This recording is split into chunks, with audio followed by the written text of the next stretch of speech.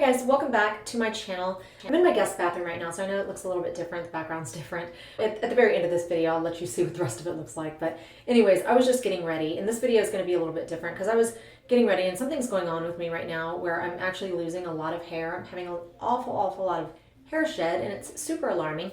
So I'm sure that, you can tell by the title that I actually am looking for your advice and any kind of suggestions or recommendations. I feel like it's definitely related to my thyroid. About 8 years ago, when I was first diagnosed with, oddly enough, I was diagnosed with two autoimmune disorders back to back 1 week.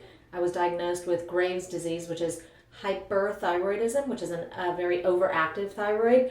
And then about a week and a half later, I was diagnosed with Hashimoto's, and I was considered hypothyroid. What originally took me to see an endocrinologist was that I wound up in the emergency room because I was experiencing, I didn't really understand or know what was going on. I felt like I was experiencing a lot of anxiety, and I really didn't even know what anxiety was. I had to actually look it up to see what is going on with me. I was having a very difficult time taking deep breaths. My hair was falling out like it is right now. It was just shedding a lot. I mean, a whole lot. And then on top of it, my skin was just looking really bad. I was having, my nails were just peeling. They were doing a lot of peeling and stuff. So anyways, it wasn't until one night I just really was having an anxiety attack, and I could not catch my breath to save my life.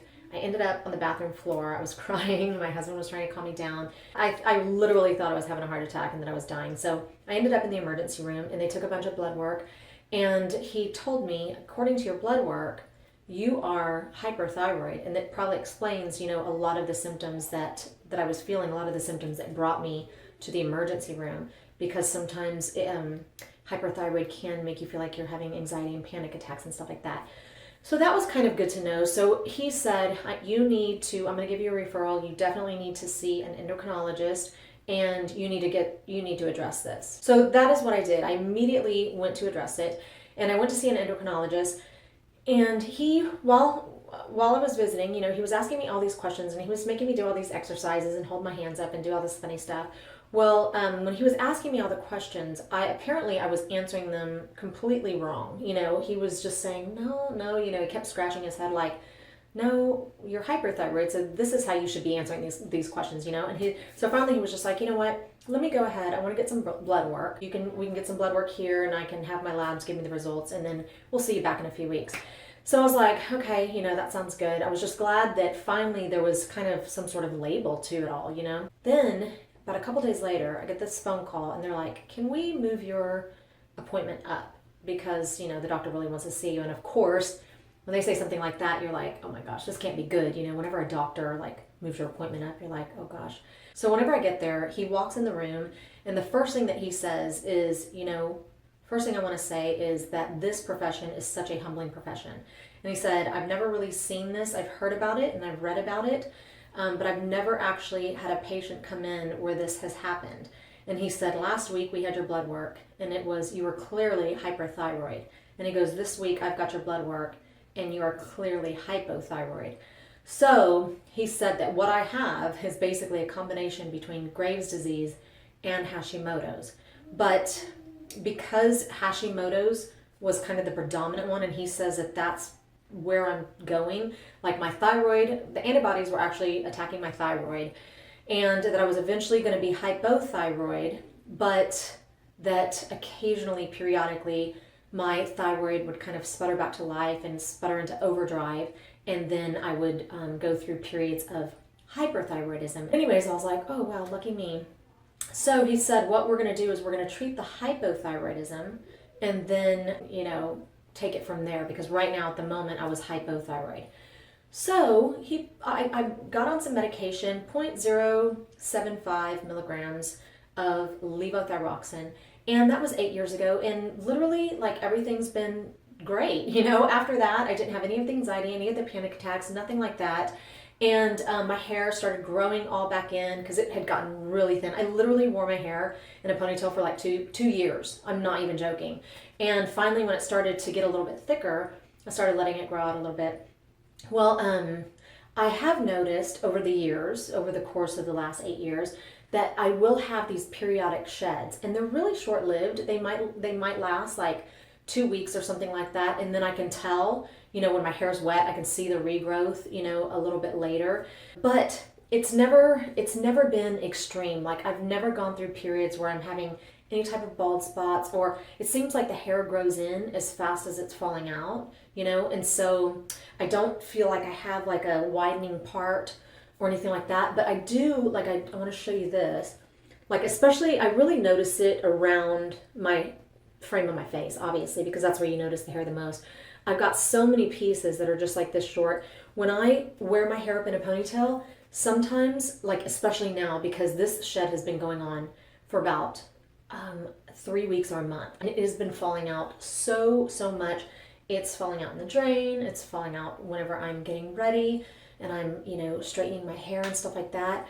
I have also noticed right in here, look at all that is just regrowth that I didn't even know. I didn't even know it was falling out like that, but all of this is regrowth, and it's just like I said, it seems to be growing in as fast as it's falling out, which makes it a little bit less alarming to me. Now, one thing that I have not done, and I just try not to do, is to try to self-diagnose through the internet, because I have noticed that when I do that, I'm really easily influenced, and I will, whatever symptoms anybody else has, I will have those exact symptoms the minute after I read them. Anyways, the reason I'm making this video is because I'm hoping that somebody can maybe give me some advice. Like I said, I've got an appointment in a couple weeks, and I just really want to go in there with a lot of questions. Like, if you have any advice on the questions that I should be asking, maybe something that I should ask to be tested for, if you've gone through this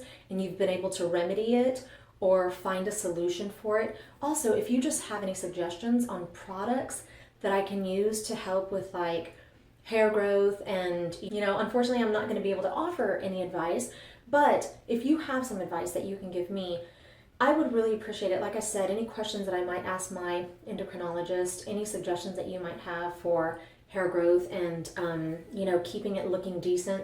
I've noticed that the thinner it gets on the ends, I just really start trimming it, because I'm not so committed to having long hair. I'd rather have shorter hair and it look fuller and thicker than longer hair that's really stringy at the end, because I feel like that really kind of ages you, and it just doesn't look healthy. It doesn't look like what you'd imagine a healthy person to have, like really stringy hair at the ends, and mine's just very, very sparse. So what I'm going to do also is any of your suggestions, anything that you offer as a suggestion or advice, if I feel like it's going to help anybody else, I'm going to go ahead and throw that in my description box, because anybody that watches this video, you might have the same questions and you might have the same concerns and stuff. And so rather than go through all my comments and try to figure out if somebody else has an answer, then I'm just going to, as they come in, something that I think that might help a lot of people, whether it's related to thyroid or not, then I want to go ahead and put that in my description box so you can take a look at that. But also, the only thing that I'm taking right now is hair, skin, and nail pills. They're not pills, they're gummies. They're so good.